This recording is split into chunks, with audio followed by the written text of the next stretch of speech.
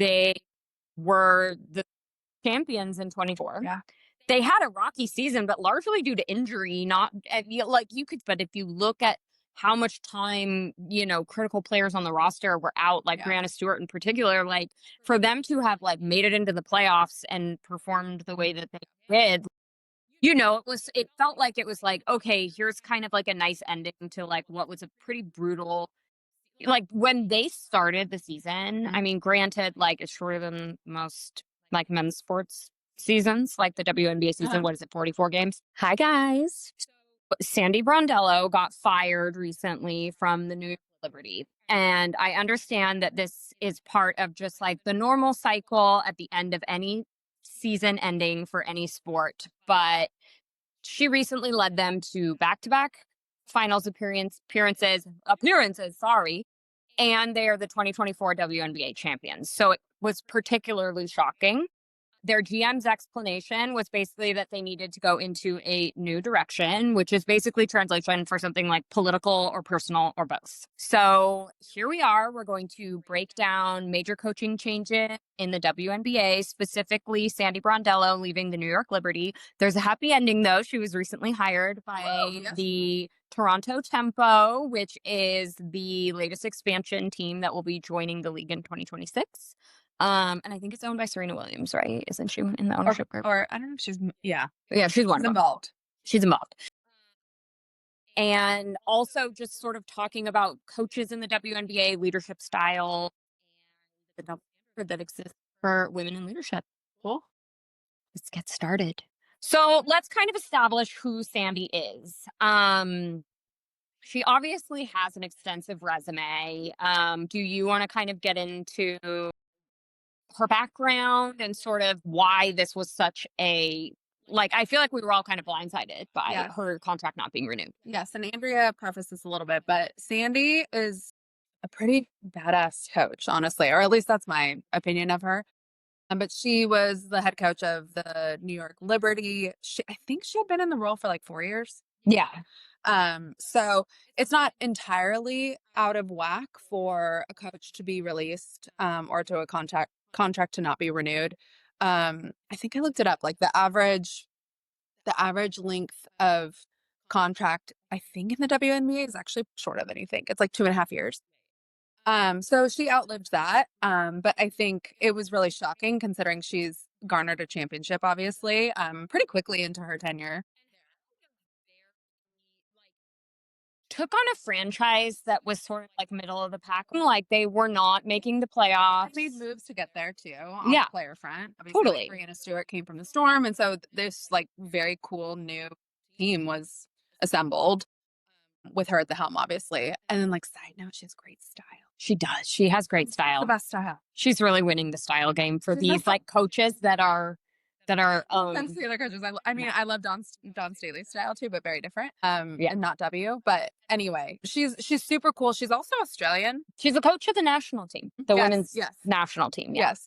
And I think it's worth mentioning that she, I think, is one of the most decorated coaches in terms of championship trophies. So I think she won 2. I could be wrong.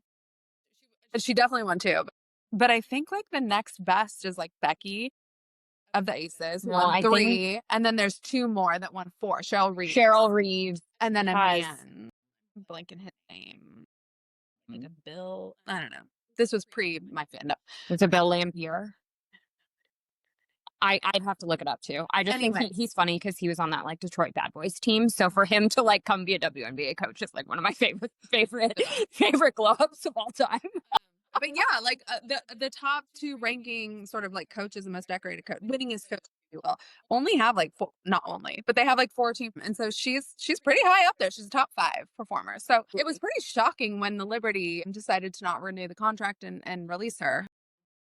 And I think the players were just as shocked, at least from what I could kind of read on their faces during. Well, in the press conferences before this happened, like someone asked Brianna Stewart, like point blank, like, oh, and like, what about Sandy and Sandy not coming back? And the look on her face was just like shock and disgust. Yeah. Like, what are you talking about? Like, of course she's coming back.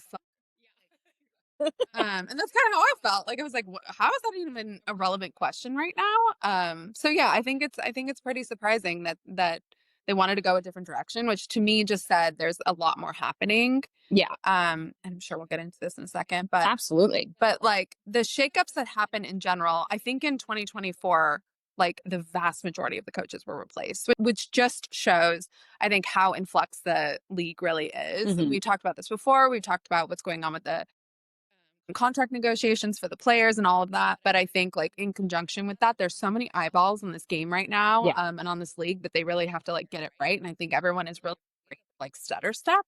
No, totally. And so, like, there's really no tolerance. So even though she like outlived most contracts, it still felt premature to me. It felt really premature because she kind of has a reputation for coming in and like being able to turn like a fledgling franchise around. And she's like beloved by her players. Like Yeah. they love playing for her. She's So, awesome. I looked up her salary. oh, really? Yes. I She, think it's because she's like nice. I mean, I'm hoping that her new contract, which was just released like this week or whatever, really answers that. But I think her contract was like a salary of $500,000, which is definitely a higher value than the players. But it's like half of what the Mercury coach, who's a man, who Yeah. actually he has a lot of years of experience. But it's just interesting the disparity of the coaches, their contracts, and their salaries. It's like it feels really arbitrary when you start digging into it, and I find that really fascinating too. Totally. So I hope she can chase a really good deal for her new team. No, I completely agree. And it's just like, again, it's just been kind of like a mind blowing and felt like too important to bypass because It's not she, her. It's happening all over the place. it's happening all over the place. This was just particularly shocking because they were the champions in 2024. Yeah.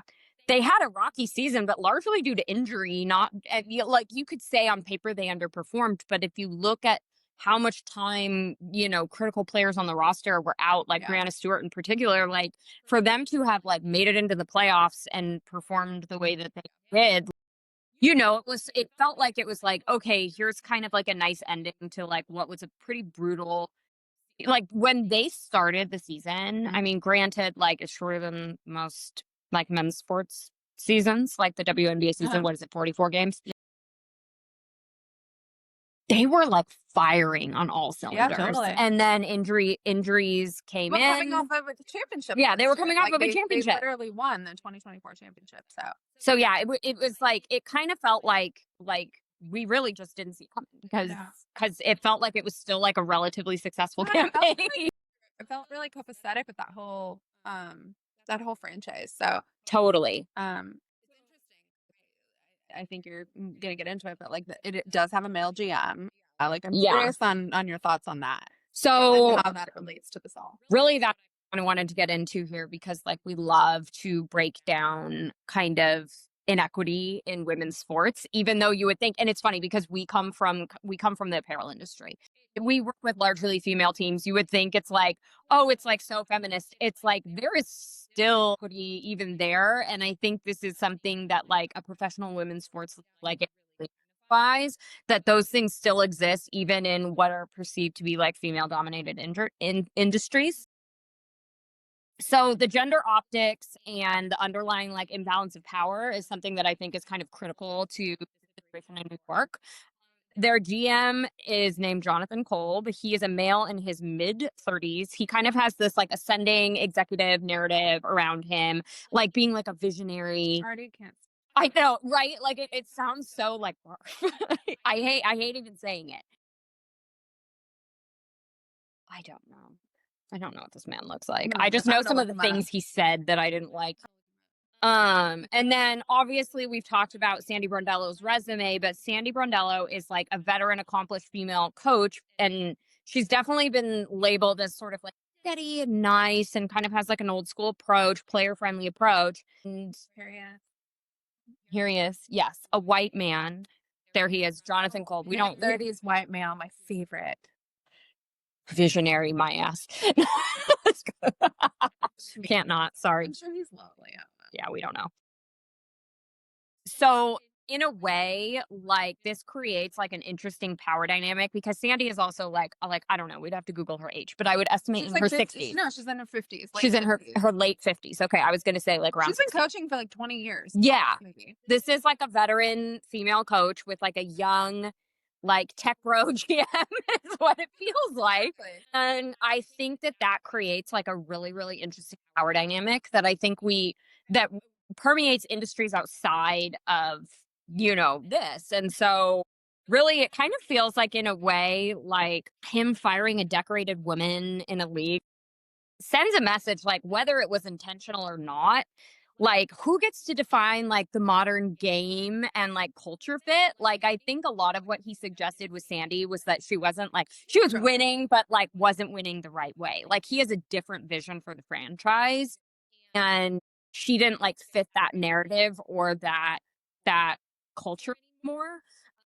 And so it also kind of begged the question of, like, that goes beyond your resume and your accomplishments, Right. that, like, you also have to fit kind of like the growth narrative that the league is experiencing. Exactly. And it's kind of interesting because there are a lot of male coaches like Kurt Miller, for example, who was with the Sparks for a long time.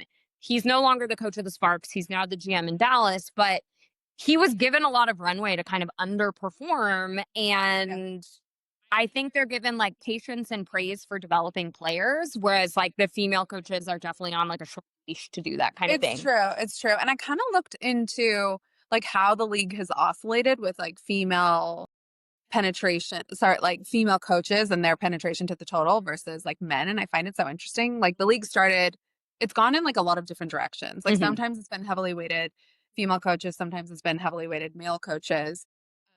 And I think like it's in a flex period again right now. What I will say is like I think I don't know, heartening to see is that it feels like they're cutting people either way now. I feel like the runway and tolerance is changing because of what we already mentioned, just like so many eyeballs on the sport right now. The GM from Dallas was let go too. Or the coach was. Sorry, yes. Yeah. I say GM, yes. The coach. The GM is Kurt Miller, who they gave and seemed like forever to in LA. Right. When the team was terrible. Yeah.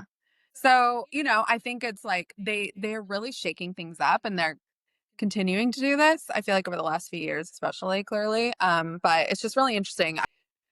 I don't know. And I think like the coaching decision that like just on the subject of men coaches, female coach, male coaches, female coaches, and like all the shakeup that's happening right now. They just named the coach of the Portland Fire. Not Port. That's the soccer team. What are they going to be called? No, I think it's Portland Fire. Thorns is the women's. Yes, thank you. Soccer team. Conflating all my sports. Anyway, they named that coach also a white male in his 30s who's never coached in the W, which is fine. Like, I think, everyone comes from somewhere. He does have, I think, Dallas just hired a man coach, but he was a college coach. So a women's college coach. Yeah. This man in Portland has never, but he had like an interesting philosophy from Europe. They're like from the European links. But anyway, I digress. The point is, I think that like the tolerance and exceptions for men versus women in that league, as they shouldn't be, is like changing a bit. Yeah. Or at least optically it is. Totally. Cool. Well, what else we got? What else do we have? I shouldn't be chewing gum. I'm so sorry. No, I'm chewing gum too. Okay. Who cares?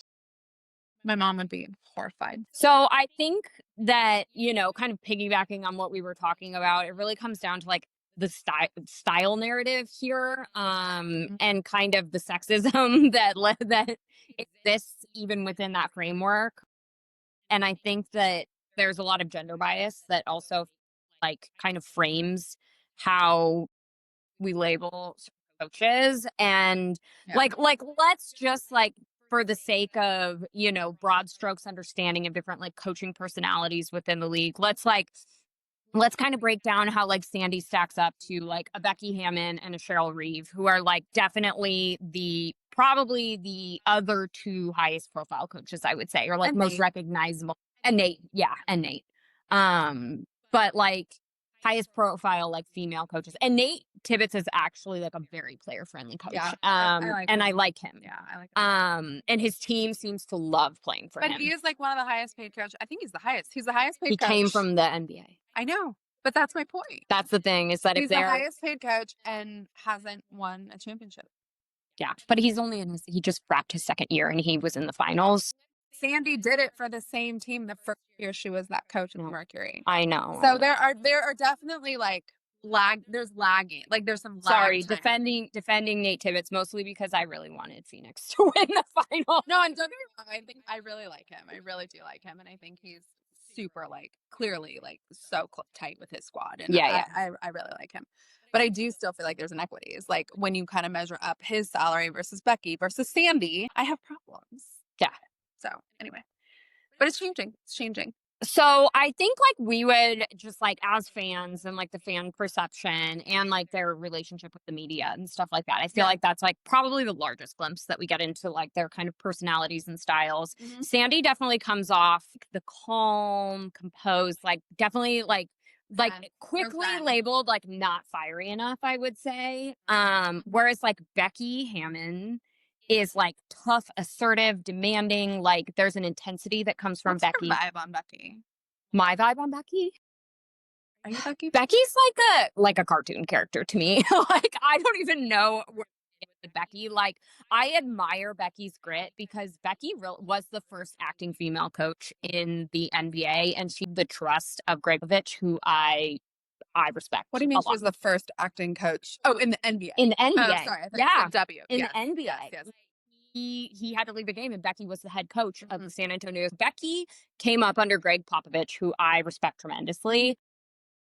Fair. But I think she has this like chip on her shoulder, like where it just like feels like there's always something to prove. I mean, her team, they've won 3 of the last 4 championships. Yep. Like this is like, and she has the best player in the league, hands down. A'ja Wilson is the most impressive player I have like ever seen play basketball. Feels like just she is just such a monster, unstoppable monster out there with such a versatile game. But you know, I wouldn't say I like love Becky, but I respect Becky, and there are some comical aspects to the way Becky like moves through the world. I think for me, like she's kind of a character, she really not is. like a real person. We have to talk for just one quick second about her fashion. Becky has the worst fashion in the league. For social, can you pull up or like can you layer it into the socials, add it to the feed so everyone can see? I feel like it's important to have a visual of this one if you don't know her. Becky wears a hoodie with a blazer on top. There are probably like multiple memes and like articles about this, honestly, but it's so the more comical aspect of it for me though is not that Becky wears it, it's that her coaching staff wears it too, and it's like a uniform for them. I've never actually seen them comment on this in the press, but it must have started as a joke and now it's just stuck. Because they commit to it. They wear that. They wear it every day, every game, road games, home games, and she wears this hoodie. She has so much. Are bedazzled. Some are printed. Anyway, her whole coaching staff now mirrors this, and they wear it like a uniform on the court. And it's crazy. I just want to know the story there. I want to know if like one person like was poking fun at her and started it, and then it started a trend, and then now they've just committed to it. And also, to me, that says that they ride hard for her. They ride hard for Becky. Yeah. I don't know. The only thing that kind of irks me about Becky, not the only thing, I think maybe, I don't know. The jury's out for me on her. Not that I respect her as a coach a lot. I just like, yeah. But I think I still have some of the Dearica Hamby stuff in my head. Oh, yeah. A couple years ago. So, you know, I'm just cautious. Yeah, you definitely get the impression that she holds her players to like an exceptionally high standard, which isn't necessarily a bad thing. But you also feel like there's probably a little bit of a lack of warmth. And in Dearica Hamby, which again, like Google it, guys, like our beloved D on the Sparks. She sued the Aces. She was a former Becky. Yeah, and she named individually Becky, but no, but she named Becky named Becky in it, and cool. Becky was suspended by the WNBA. But it was basically like a pregnancy discrimination situation, which is like a very touchy thing and kind of like something that is unique to these women's sports leagues because athletes obviously have like a short window of time in their career. Yeah. Anyway, fun tangent, but you know, then you also have Cheryl Reeve, who, not honestly falls somewhere in between the two, because Becky's intensity is just like kind of like a whole different beast. But with Cheryl, it's like she definitely had like passionate and intense, and like they're even at the tail end of this season, like she got ejected at the end of their game against Phoenix for basically charging the referee. Yeah. And then got a massive fine for calling out. I mean, we'll get into the officiating later as it pertains to the CBA negotiations and things like that. There's sort of these stark contrasts between these high profile coaches. And I think like really what's being suggested from this Jonathan Kolb guy is that Sandy's like too nice. Yeah. Like it seems like there's like an intensity expectation that they want her to be Becky. Yeah. They want her to be Becky. And because Cheryl gets away with it because she has a proven track record. 4 championships, right? Like, yeah. She And is probably the longest tenured coach. Yes. And all kinds of accolades on the US team too. But Yeah. But I think that I think that's right. And I think that they're looking at long term. I mean, they're a huge market team. Yeah. Liberty. So like they need this to work. They can't have this not work over the next like few years if they want to like really build a winning team and like a real like dynasty, if that's what they're after. Totally. But yeah, it does kind of feel like, Sandy being too nice is almost like shorthand for weak in a way. You can kind of see this like little coaching stereotype. Sorry to interrupt you. No, you're good. It is interesting because like in contrast to your point, that doesn't work for a woman. Yeah. Even though like the alternative is being really fiery, and if that doesn't work out, then you're a fiery bitch, and that's fucking annoying. No, exactly. So there's really no winning per usual. No, exactly. It's like if you're direct, you're difficult, and if you're nice, you're weak. But and also like that same level of like personality or flair or intensity interpreted in men is obviously so different. Like Phil Jackson was like the most zen coach ever, right? And like that was like such a huge part of his personality and like why people respect. I don't know if it's why. I mean, he was also an insanely successful coach, obviously. But but his nature, I think, was also an important part of that. And like the organization pride themselves on that about him. Yeah. And I feel like that's not really given to women. Totally. 100%. Yeah, it's a trap essentially for women. It's a trap. Like you have to be exceptional and likable. And if you're a man, like you just have to win. Like if you win, it's like any behavior. You don't even have to win. You don't even have to win. Like look at me. I mean, again, I love him. I think he's great, and I think he will win a championship. Yeah, but like he hasn't won. No. And he's the most paid. He's the highest paid coach. I have a problem with that. So let's talk about the business behind the op. Why this decision like also kind of reflects the WNBA's evolving brand calculus. The league is chasing visibility, storytelling, viral personalities, drama. Essentially, it's like that's what sort of fueled the growth over the past couple of years is like having viral personalities and players and coaches and that fans care deeply about, want to engage with. To me, Kolb suggesting they want to go in a new direction, it kind of suggests that they want a new headline. Yeah. That it's like Sandy's boring. Yeah. I 100% agree. Yeah. I mean, and I don't know if that's like necessarily not true. Totally. But I don't think that she couldn't have had another go at it. I still think it was premature. I agree. But I think it's going to be Toronto's gain. So, but yeah, I totally agree. Well, when she got fired, I immediately was like, okay, who just lost their coach? Dallas, Seattle. We have 2 expansion teams coming in. Like they just got handed like a winning coach. It's crazy. So, ultimately, it kind of sounds like he was seeking a coach, though, who was a little bit flashier, more TV friendly, or fits like whatever media narrative that they want for their ongoing growth being such a big market team. Yeah. Yeah. Inspires. Yeah, I agree. And then fun, the uncomfortable part. Women are also being held to branding culture expectations that ultimately their male counterparts wouldn't face. Yeah. Very, very, very true. Sexism is so fun, guys. So yeah, I think it really does come down to like commerce to an extent. Yeah. They want a personality that's going to sell. Yeah. So, also, let's kind of break down the double standard in leadership across sports in general. So, this really comes down to like connecting the dots to a bigger problem. So, really, like, it spans beyond just the W as well, from Jill Ellis in US soccer to Dawn Staley and Becky Hammon. Like, all of these female leaders definitely walk like a thinner line and have like a shorter runway. Like, if a man fails, we brand it as a rebuilding year. But when a woman succeeds, like Sandy, they're like, could it be more exciting? Right. Like, commercial enough. Yeah, it doesn't feel fun enough, doesn't feel commercial enough, it's not selling enough. So it definitely feels like female coaches have like a significantly shorter shelf life.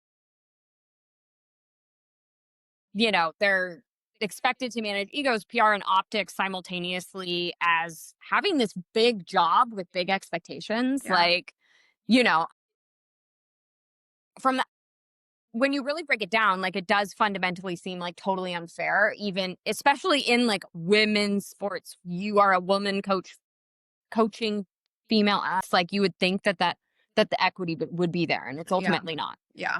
Yeah. So ultimately, like her firing does just like fit this ongoing pattern. Have to justify your wins and also your personality. Yeah, like you're on stage, and I think I don't know.